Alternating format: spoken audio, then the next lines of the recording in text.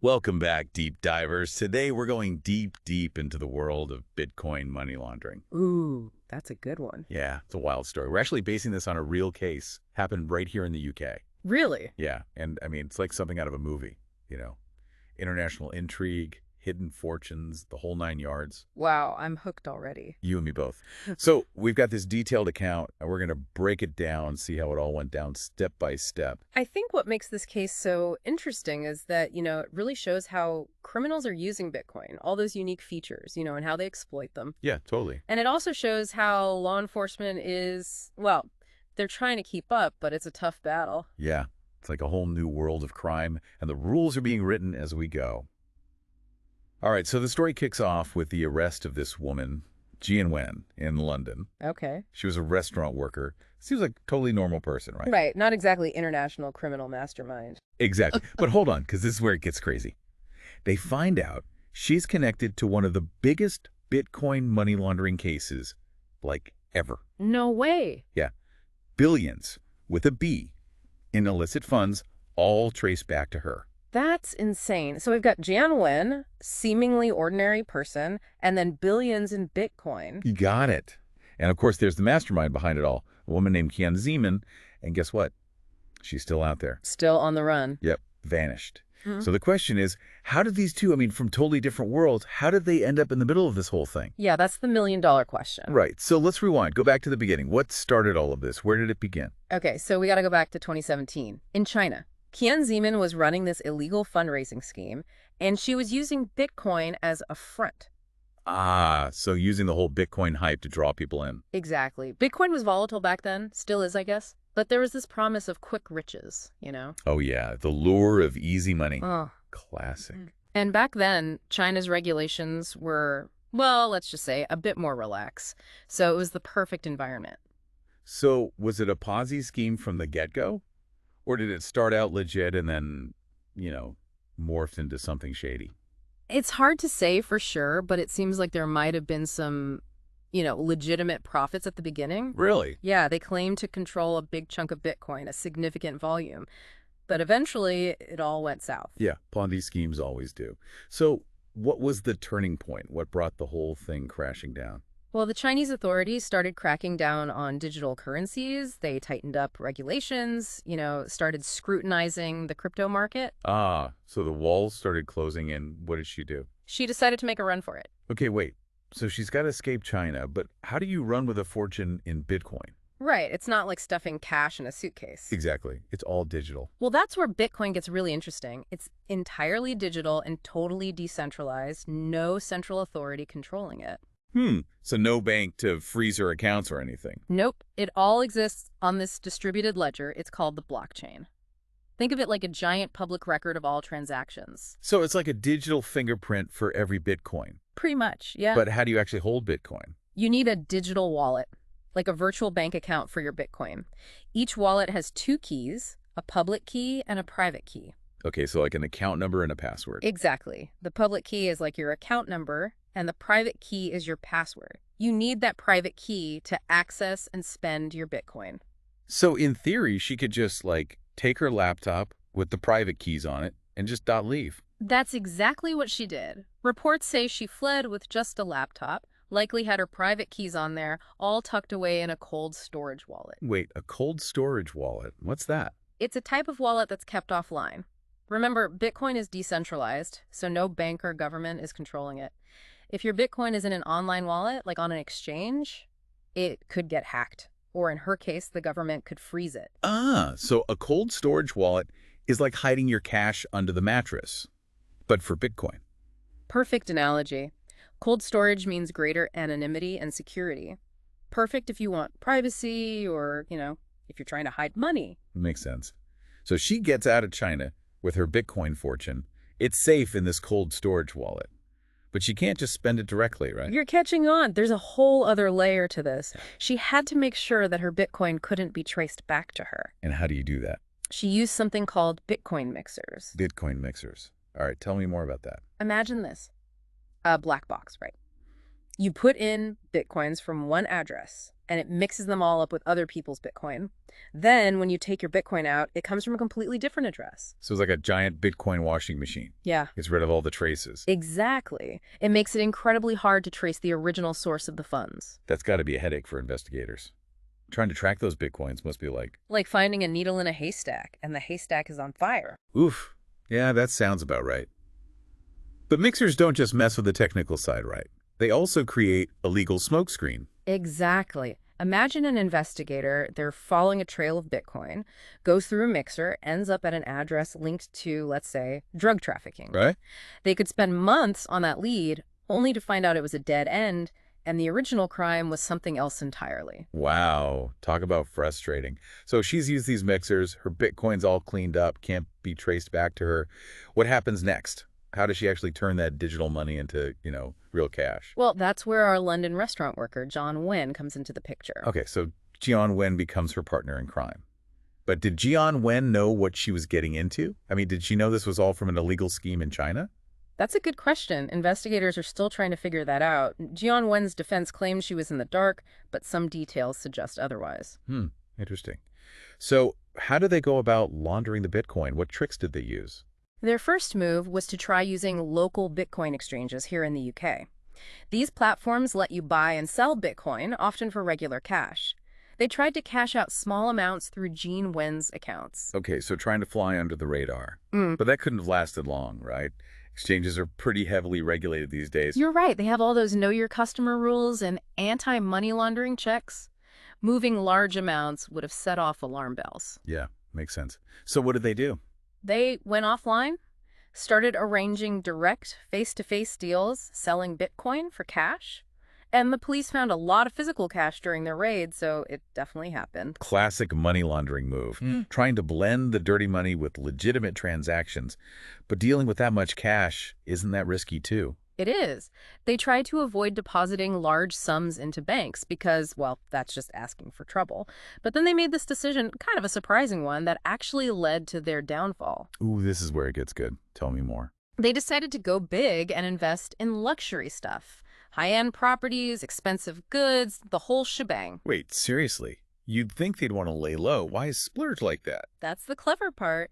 The markets for luxury goods and high-end real estate, they often have higher commission rates and, let's just say, less rigorous background checks. Ah, so they were exploiting the loopholes in those markets. Yeah.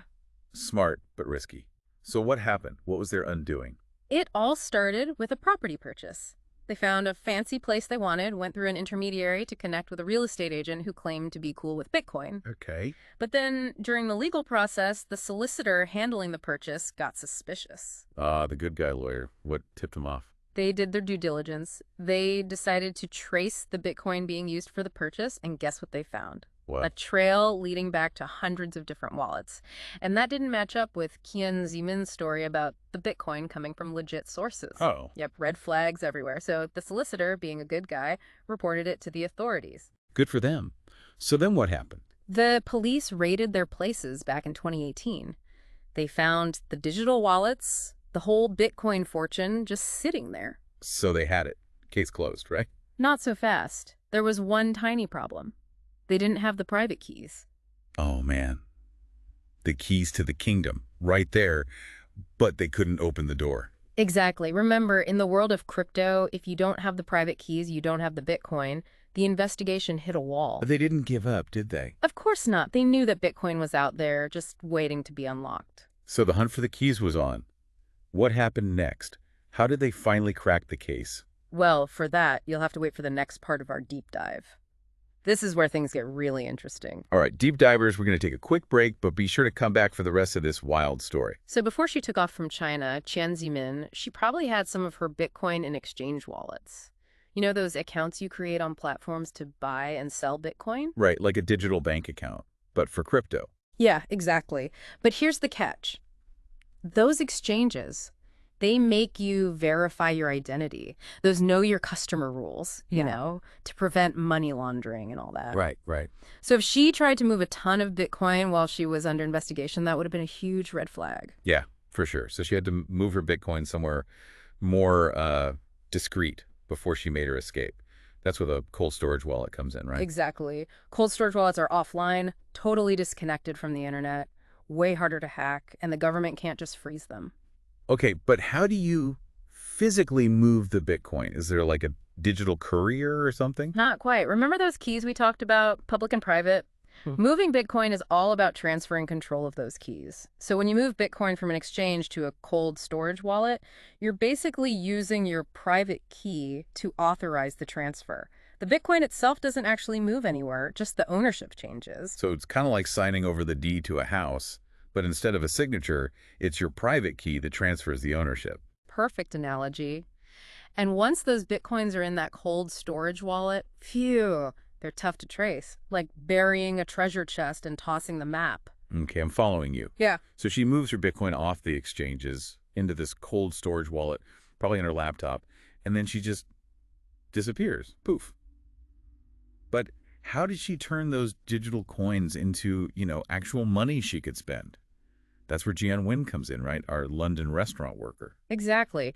Kian Zeman needed someone on the ground in the UK, someone who could navigate the financial system, be her like clean face. She couldn't just walk into a bank and deposit millions in Bitcoin. Yeah, not with her background and, probably not speaking much English. So Jian Wen becomes her accomplice. But did Jian Wen know the whole story? Did she know this money was from an illegal scheme in China? That's the million-dollar question. Investigators are still trying to figure that out. Jean Wen says she didn't know, but some things don't add up. Like when they asked her where the money came from, she gave all these different stories. Sounds like she knew something. So how did they actually launder the money? What were their methods? First, they tried using Bitcoin exchanges here in the UK. You know, those platforms where you can buy and sell Bitcoin, often for regular money. They tried cashing out small amounts through Jan Wen's accounts. Okay, so trying to keep it low key. Yeah. But that couldn't have worked for long, right? I mean, exchanges have all those rules and regulations. Yeah, right. Those know your customer rules, anti-money laundering checks. Moving large amounts would have set off alarm bells. Yeah, they'd be caught in a heartbeat. So what did they do then? They took it offline, started doing direct in-person transactions, selling Bitcoin for cash. The police found tons of cash when they raided their places, so we know that was happening. They also tried using middlemen who were comfortable with Bitcoin, like some real estate agents. Classic money laundering tactics. Trying to mix the dirty money with legitimate business. But all that cash, that's risky too, right? Oh, yeah. They tried to avoid putting big sums into banks because, well, that's just asking for trouble. But then they did this crazy thing, totally unexpected, and that's what brought them down. Okay, now I'm really intrigued. What did they do? They went on a spending spree, started buying all this expensive stuff, luxury properties, high-end goods, you name it. Wait, seriously? Wouldn't you want to stay under the radar? That's the genius of it. Those markets, for luxury stuff and real estate, they often work with these big commissions, and let's just say the background checks aren't as thorough. Ah, so they were exploiting the loopholes in those markets. Clever, but risky. So what went wrong? What was their downfall? It all started with a property purchase. They found this luxury property, went through an intermediary, got hooked up with a real estate agent who said they were cool with Bitcoin. Okay, so far so good. But then the solicitor who was handling the purchase, they started getting suspicious. Ah, the solicitor, our hero. What made them suspicious? They did their due diligence. They traced the Bitcoin being used for the purchase, and guess what? They found a trail that led back to hundreds of different wallets. Yikes. That's not good. Nope. And that didn't line up with Kian Zeman's story about the Bitcoin coming from legitimate sources. So the solicitor, doing the right thing, reported it to the authorities. Good for them. So what happened next? Did they get arrested?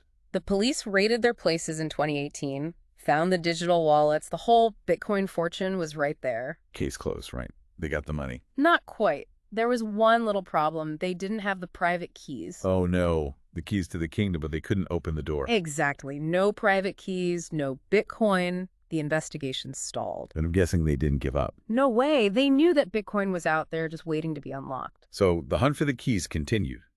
What was the breakthrough? How did they finally crack the case? Well, in 2020, the lease ran out on the apartment that Kian Zeman and Jian Wen were sharing.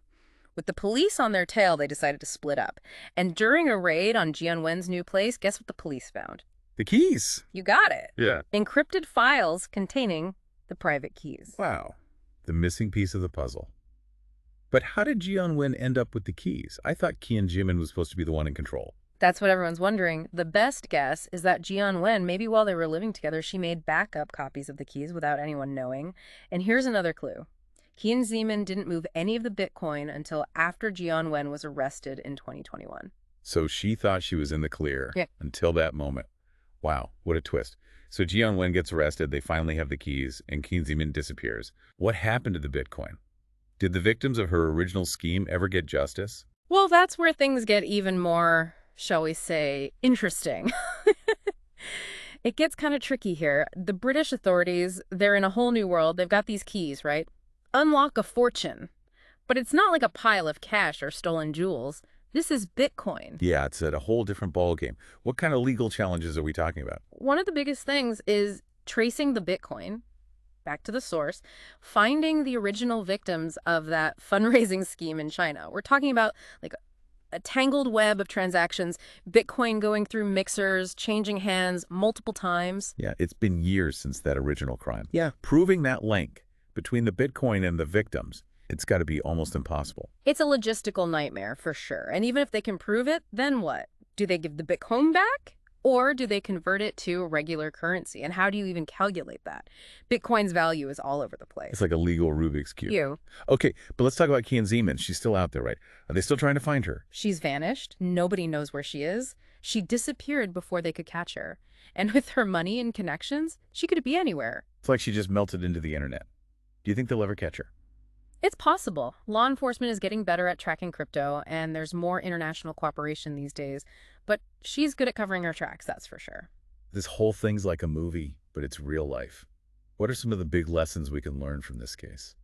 I think it shows that we need to work together globally. We need updated laws to deal with crypto crime. It's decentralized, it's often anonymous, it's like catnip for criminals. And it feels like the criminals are always one step ahead. As soon as law enforcement figures something out, they find a new way to exploit the system. Exactly.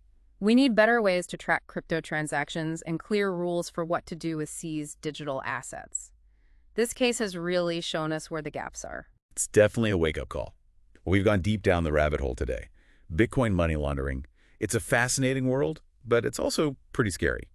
And this case, it's just the tip of the iceberg. Oh yeah, for sure. Crypto is here to stay. And as it becomes more mainstream, you can bet we'll see even more complex and, well, bolder criminal schemes. It's exciting and terrifying at the same time. So if you could give our listeners one thing to think about, what would it be? I think the biggest takeaway is this. We're in uncharted territory. Cryptocurrency is changing everything. There are amazing opportunities, but also huge challenges. We got to be curious, but also cautious. Well said. To our listeners, we hope you enjoyed this deep dive. This case, it raises so many questions about the future of money, the nature of crime, and how law enforcement is adapting to this crazy digital world. We encourage you to keep exploring this topic. It's definitely worth thinking about. Until next time, deep divers, stay curious.